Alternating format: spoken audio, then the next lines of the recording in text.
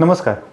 आजच्या या व्हिडिओमध्ये मी हेअर ट्रान्सप्लांटचा रिझल्ट चांगला येण्यासाठी ग्राफ्टिंग मेथड किंवा ग्राफ्ट प्लेसमेंट मेथड ह्या विविध कुठल्या असतात आणि त्यातली सगळ्यात चांगली कुठली याच्याबद्दल मी डिस्कस करणार आहे.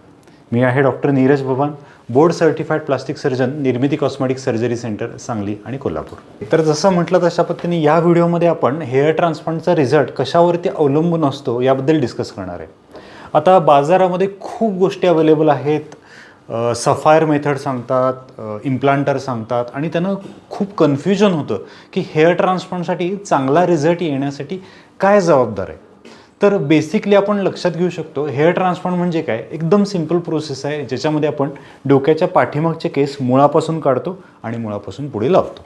आता केसांचा जो काही पार्ट असतो, जो काही हेअर ग्राफ्ट म्हणतो किंवा फॉलिकल म्हणतो, तर त्यातला सगळ्यात महत्त्वाचा पार्ट तो म्हणजे रूट असतो.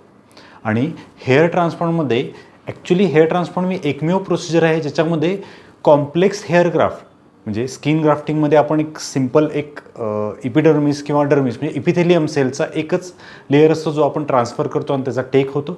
पण हेअर ट्रान्सप्लांटमध्ये कॉम्प्लेक्स जो काही ग्राफ्ट असतो तो सर्वायवल होण्याचे चान्सेस जास्त असतात, कारण की त्या ग्राफ्टच्या रूटमध्ये स्टेम सेल्स असतात.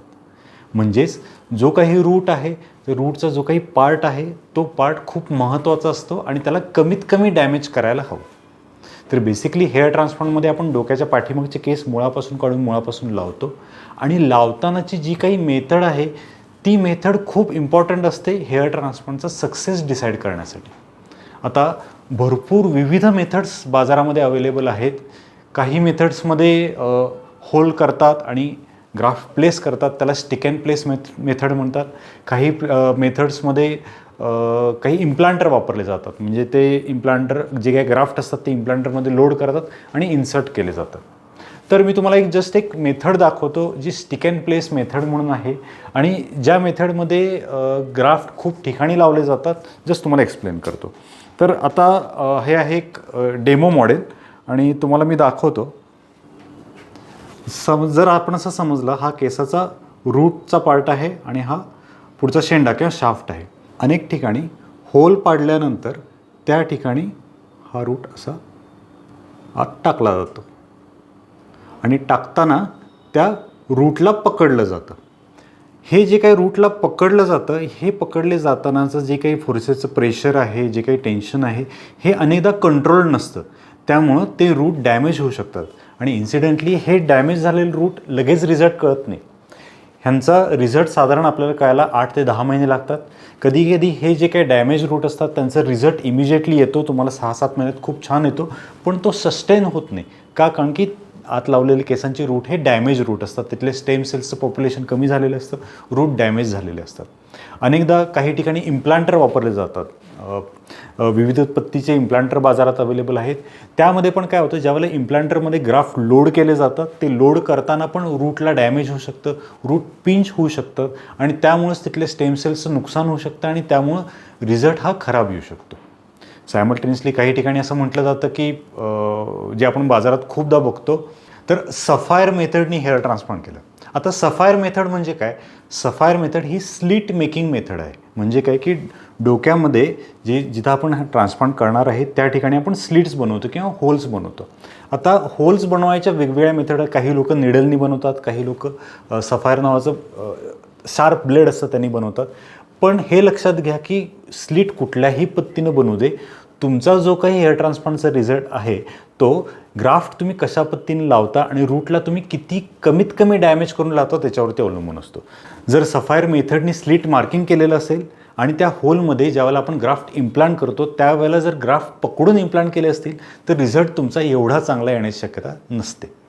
त्यामुळं आम्ही निर्मितीमध्ये नो टच टेक्निकचा वापर करतो. नो टच टेक्निक म्हणजे काय की ग्राफ्ट काढण्यापासून ग्राफ्ट लावूस तोपर्यंत आपण कुठल्याही प्रोसेसमध्ये रूटला टचसुद्धा करत नाही. अनेकदा ते इम्प्लांटरमध्ये आपण पुश पण करत नाही, काही करत नाही. त्यामुळे ह्या नो टच टेक्निकमुळं ग्राफ्टला जे काही डॅमेज होतं ते डॅमेज होण्याची शक्यता खूप कमी असते आणि सर्वायवल चांगलं होतं. तर तुम्हाला दाखवतो नो टच टेक्निक कशा पद्धतीने असते. आता या टेक्निकमध्ये समजा हा जो काही पार्ट आहे हा रूटचा पार्ट आहे, तर आपण काय करतो, रूटच्या अपोजिट साईडला पकडतो. म्हणजे जो काही शाफ्टचा पार्ट असेल त्या ठिकाणी पकडतो आणि आपण हा जो काही केस असेल तो आपण केस त्यामध्ये इम्प्लांट करतो. ओके.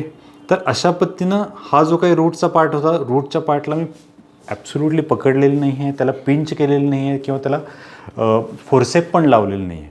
तर अशा पद्धतीने नो टच टेक्निकनी जे काही ग्राफ्ट प्लेसमेंट केलेली असते त्याचं रिझल्ट खूप चांगला आहे असं आमचं म्हणणं आहे. आम्ही ऑब्झर्व केलं आहे ऑलमोस्ट 95 to 96% सर्वायवल आहे. त्यामुळं स्लीट मेकिंग मेथड निडलनी केली असेल, सफायर मेथडनी केलेली असेल, ह्याचा रिझल्टशी जास्त त्याला संबंध नसतो, पण रूट तुम्ही कशा पद्धतीनं लावता ते खूप मॅटर करतं रिझल्टसाठी. त्यामुळं रिझल्ट जर तुम्हाला चांगला हवा असेल तर रूटला कमीत कमी डॅमेज व्हायला पाहिजे आणि हे डॅमेज आपण नो टच टेक्निकनीच कमीत कमी डॅमेज करू शकतो. त्याबरोबरच आपण हेअर ट्रान्सप्लांट करताना डायरेक्ट हेअर ट्रान्सप्लांटची मेथड वापरतो, ज्यामध्ये आउट ऑफ बॉडी टाईम जो काही ग्राफ्टचा असेल तो जेवढा कमी करता येईल त्या कमी करायचा आपण प्रयत्न करतो. त्याबरोबरच जर तुम्ही बघितलं असाल तर आपण इम्प्लांट करताना निडलची डायरेक्शन आमच्या टेक्निकमध्ये आपल्याला व्यवस्थित पद्धतीने मॅनेज करता येते. म्हणजे आता हा जो काही अँगल आहे केसाचा, तो अँगल आपल्याला ह्या नो टच टेक्निकमध्ये डिसाईड करता येतो. समजा आपल्याला पुढचा असेल आणि आपल्याला अँगल कमी ठेवायचा असेल तर हा आपण अँगल कमी पण ठेवू शकतो याच्यात.